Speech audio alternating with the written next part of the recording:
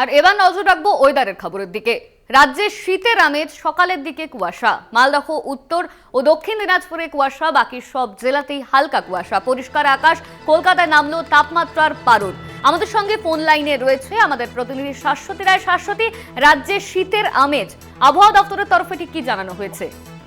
দেখো, যেমনটা বলেছিল আলিপুর আবহাওয়া দপ্তর যে 15 তারিখের পর রাজ্য জুড়ে শীতের আমেজ নামবে, ঠিক সেইভাবেই কিন্তু তাপমাত্রার পারদ পতন হয়েছে এবং শহর কলকাতার ক্ষেত্রেও সর্বনিম্ন তাপমাত্রা 20 ডিগ্রির নিচে নেমেছে এবং সেক্ষেত্রে -0.3 ডিগ্রি কম রয়েছে, যা স্বাভাবিকের থেকে তাপমাত্রা কম।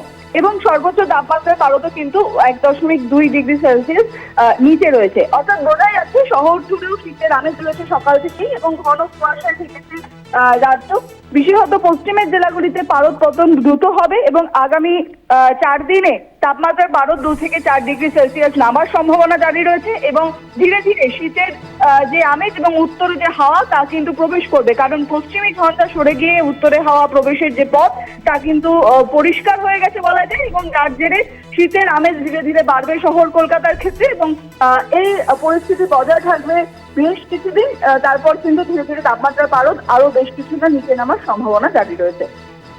ধন্যবাদ তোমায় শাশ্বতী। আমাদের সঙ্গে ফোন লাইনে ছিলেন আমাদের প্রতিনিধি শাশ্বতী রায়। মালদহ উত্তরে শীতের আমেজ, বাকি সব জেলাতেই হালকা কুয়াশা, পরিষ্কার আকাশ দেখা যাবে। রাজ্যের শীতের আমেজ, সকালের দিকে কুয়াশা।